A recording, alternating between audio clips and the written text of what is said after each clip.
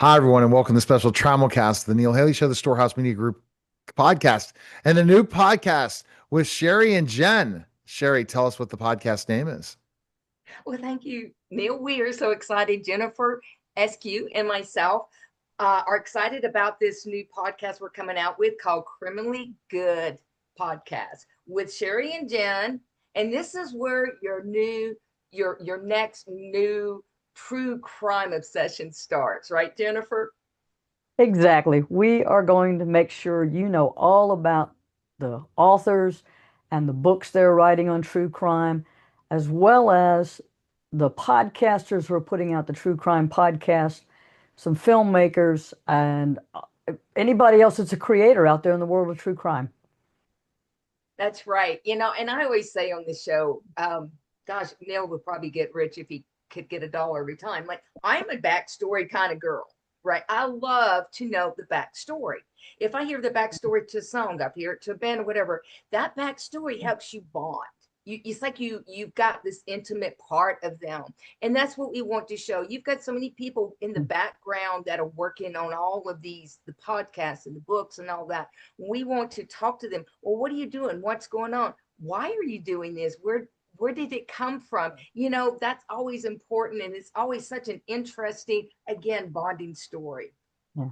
Well, my thought has always been, how did you get into the world of true crime? What got you into it? Was it, how where did you get that obsession? And what are you doing on research? What's going on right now? What are you looking at? What's next? What's your next project? Where are you headed to? I like those. I like to know those things. What's happening with these people? You're such an investigator. I know. Mm. So, It is. Jennifer, It's a career. it's a lifestyle. It's just who you are. I tell people, you can take the girl out of law enforcement. You can't take the law enforcement out of the girl. We both come from law No, enforcement no. background. Jennifer, I was with the NYPD, Mm. and then I went on and I wrote books and best-selling award-winning books, and then I started Storehouse Media Group, which is a publishing company and a media company. And then I'm a co-host with the Neil Haley Show. And Jennifer and I met, and she has her own background. And she called me one day and to edit a book. And I'm going to let you finish that story and what you Let's do. see. Oh, well, I'm Jennifer Clarke Eskew, and I'm the author of the bestseller on Amazon. It's called Becoming Fire. It's a true crime memoir on the first 5 years of my law enforcement career. I have a 32-year law enforcement career, and Sherrie was teasing me about the fact that I retired actually, and no, not really. I was Virginia State Police for about 5 years, and then I stepped over into ATF as a special agent. I did that, and when I recently retired from that, I was looking for my next thing. That was the writing of the book, and at some point there, I found out getting a manuscript together, that took a while. Finding a person who could help me edit, and it clicked with me. I found several editors. I narrowed it down to three that I really enjoyed talking to, but Sherrie was it.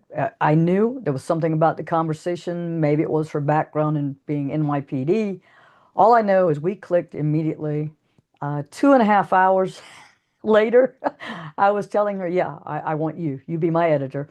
And it worked out great because she turned my manuscript into something readable. She put my words, made me sound like I knew what I was writing, and made me feel good about the book because I wanted other people to enjoy it too. And so that's how we got started.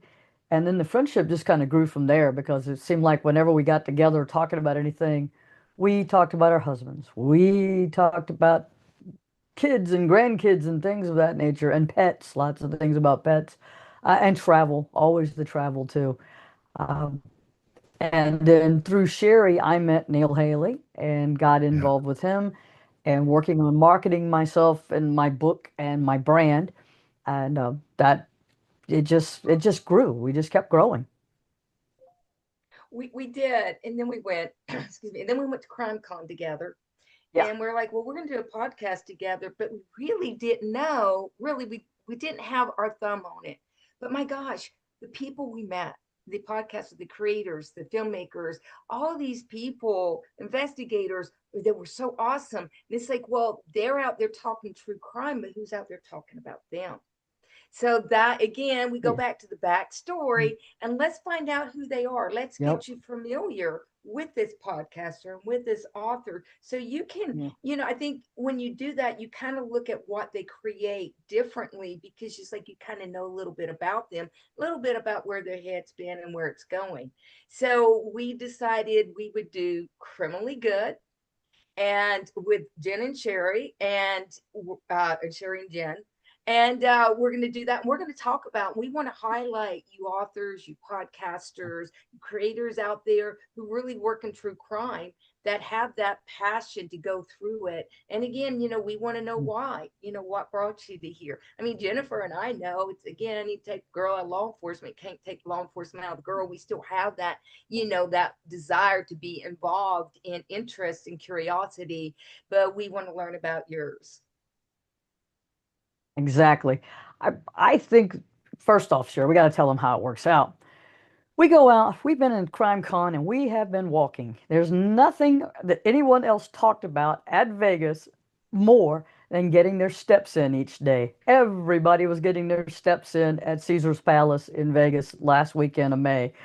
Uh, every conversation. So at the end of the day, we were exhausted, we were wore out. The sights of Vegas, we really weren't taking in casinos so much, but our last night together there, uh, we went out to dinner with two friends, one from the book world and law enforcement, and his daughter. Had a great time out.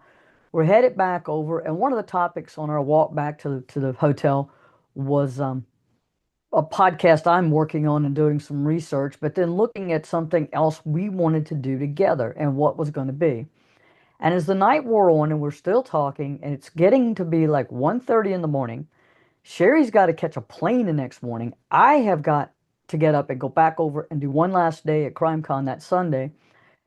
It We started crafting this thing of what we saw. We realized that 75 to 80% of the attendees were definitely females of every age category, from pretty much 18 to 99.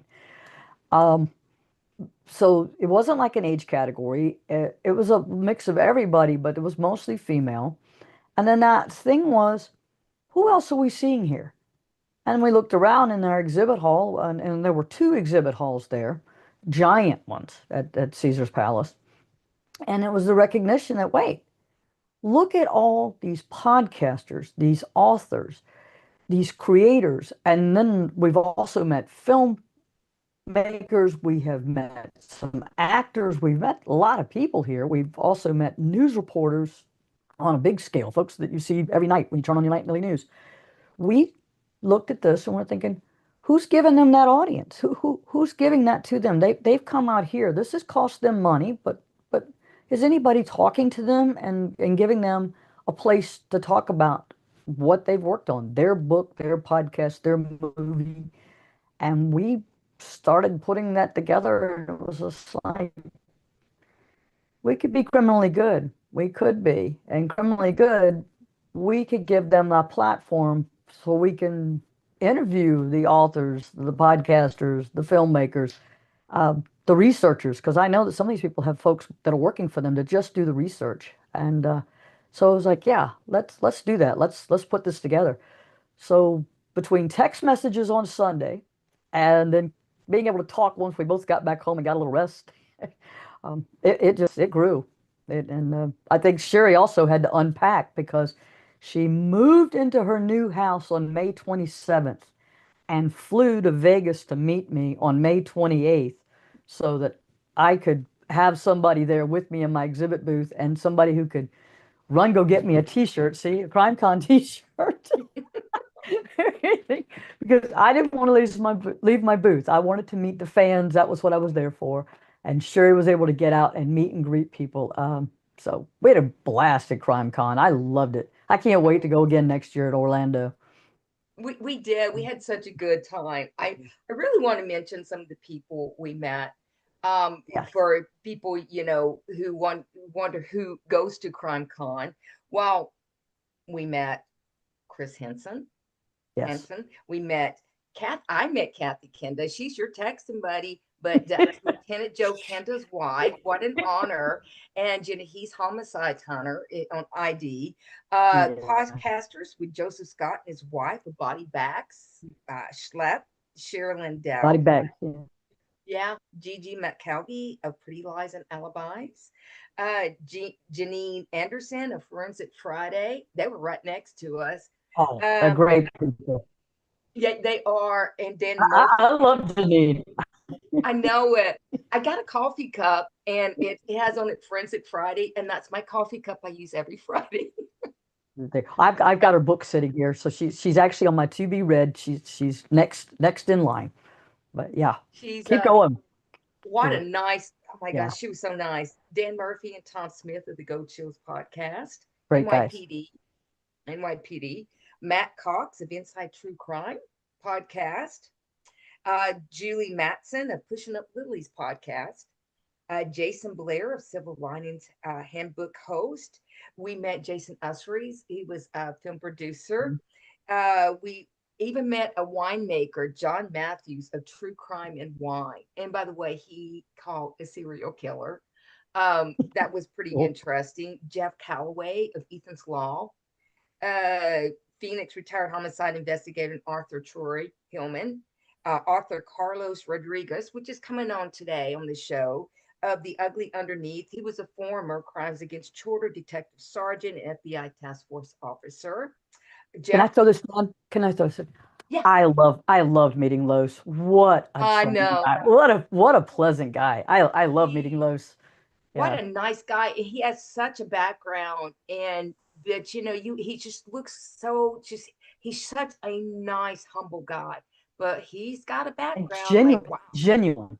Yeah, he's a Yes, he genuine. does have a background. And The Ugly Yeah, Underneath, his book, which we'll be talking about later today. Oh my goodness. yeah, What a genuine guy. You knew it from the moment he started talking to you. I He's know. just a What a great guy. nice guy. Yeah. Yeah, such a nice guy. And I'm excited about having him on the show. Jeff Thornton and his wife Melissa Tappa. And Jeff Thornton they're pulling together the evidence that he is the grandson of the Zodiac killer. They are interesting. And I would be, there's the list goes on, but I would be remiss if I didn't mention Paul Morrow. Oh, yes, Paul Morrow. I chased him down, 17,000 square foot in this exhibit hall that I'm in. I see him walk by and I leave my table. I don't even think twice. I leave my table to chase him down, to catch up to him, get close, and realize I don't have a book to give him. I don't have a business card or any of my swag from my book, stickers, anything like that. I have me. And so I shook hands with him and I introduced myself and I spoke to him and thanked him because I really enjoy watching Paul when he talks about crime because it's coming from an expert. My 32 years in, and when I hear him, I can tell he's squared away. He's a leader, and he gets it. And what he's saying is straight up. He doesn't sugarcoat it. He's not trying to step on anybody's toes. He just knows. He really knows the work. And so I get to meet him. I realize I have my cell phone with me, but he's already talking to another fan, and I didn't want to interrupt or be rude. So I just took a picture of him from the distance, and then I sent it to Sherrie. And it was like, so I met Paul Morrow. I didn't get a picture with him. I didn't give him anything gift wise up whatever, and I had to chase him through 17,000 square feet in order to catch up with him. He's a fast walker, by the way. And that's a note to self. Next time you want to chase somebody and run down, take your business card with you. Yeah, take a business card with me or bring a lasso, something. Yeah. Or book or something like or that. book or book. Yeah. Well, you know, and the thing is I didn't even like name everybody. Oh The no. list is just on and on and on. And I just like, you know, it's like we were in a world, Jennifer. I Yes. mean, it was like we were with family almost. It was fantastic. I got to tell Valerie and her daughter, thank you for coming over and seeing me at my table. But then there's all the other folks that came over. Um, Sarah came. She's from California, and it was so big. Her mom couldn't quite get that far to get to me. Plus, she was coming in late on the plane, everything. But Faith has sent me a note.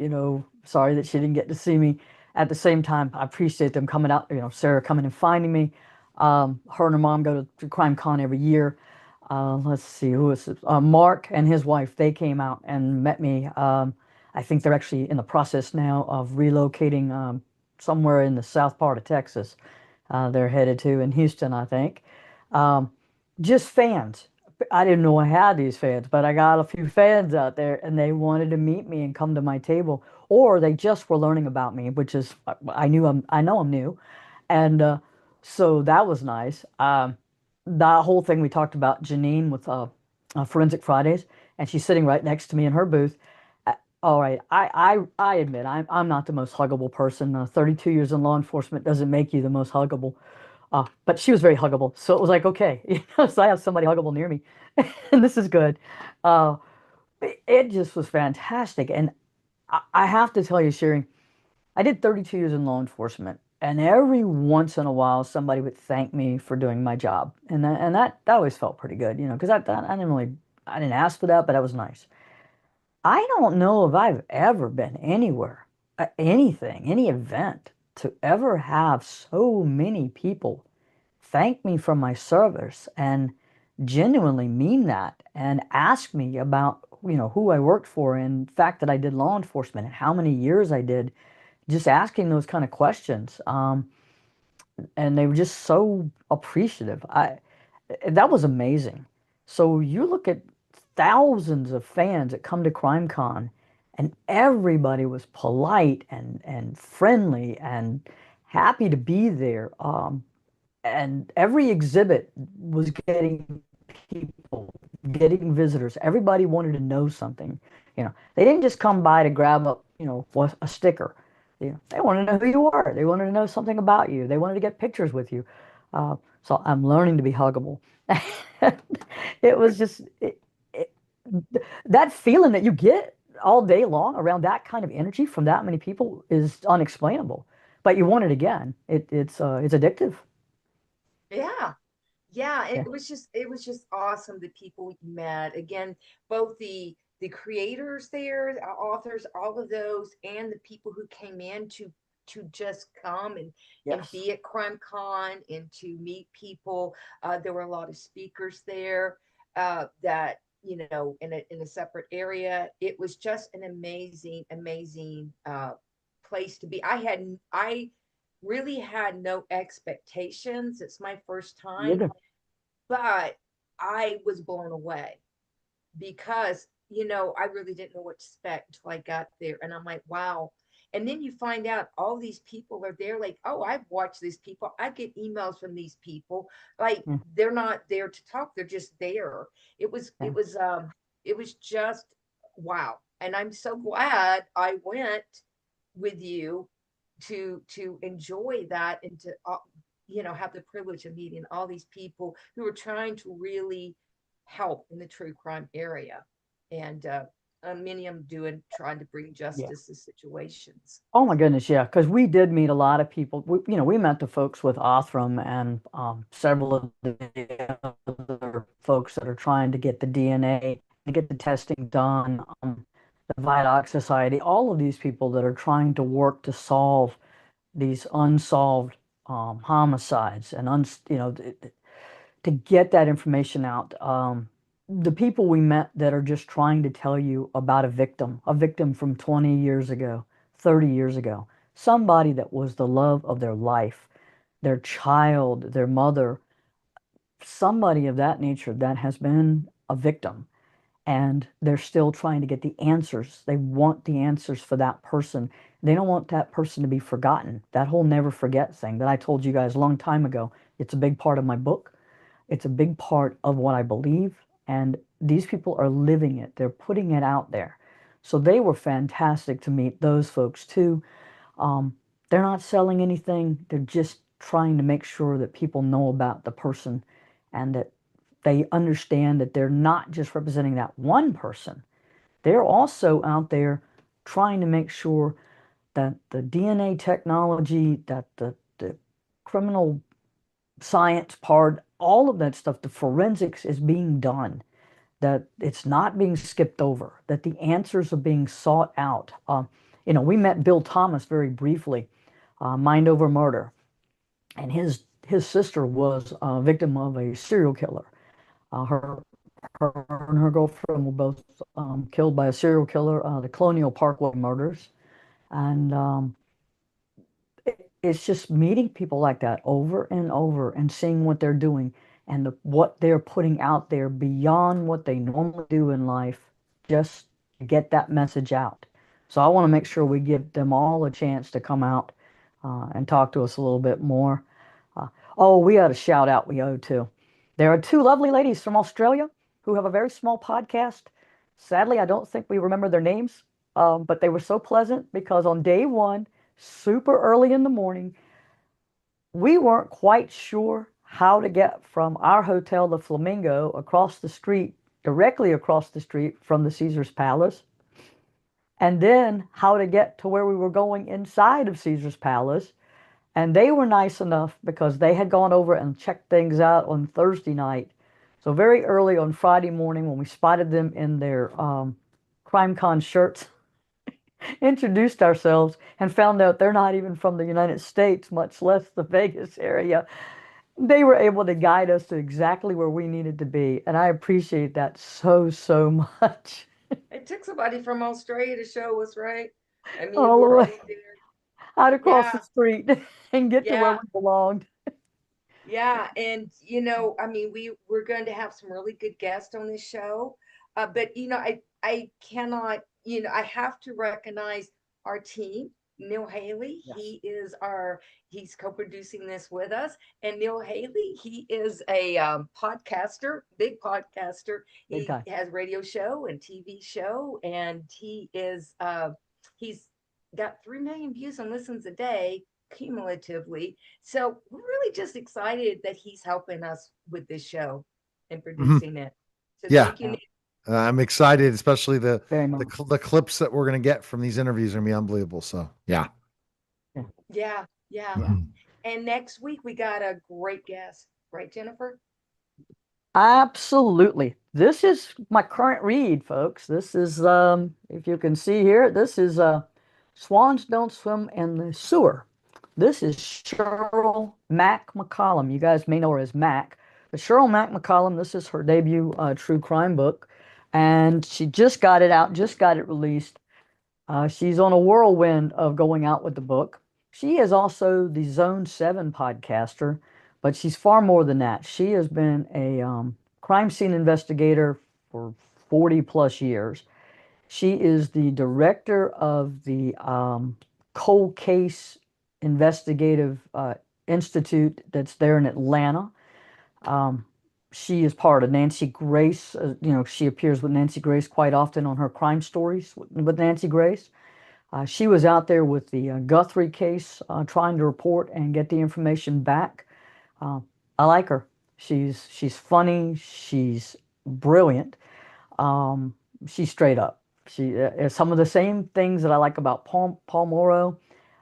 It's Cheryl Mac McCollum, but Mac is she just tells it to you, and it's in that little bit of a southern um, way of telling you things, and at the same time, she's reporting the facts. She's telling you the facts. She's asking the right questions too. So, and I've been a huge Zone 7 podcast fan now for quite a while, quite a while. So I'm looking forward to her being on our show next week. I've got questions. I've definitely got questions. Yeah, I'm looking forward Mm. to it too. That'll be great. And so we'll be here next week, another show, and with Cheryl McCollum, It's Cheryl McCollum, McCollum. Just call her and Mac. yeah, and she will just call her Mac, and she's on 7, and I am looking forward to having her on the show. Yeah. So just remember, Your next true crime session starts here at Criminally Good Podcast. Right All here. right. Criminally Perfect, good. guys. All right. Great. Sound good, guys. Take care, Oh, everybody. and make sure you like and share. Yes. Thank you.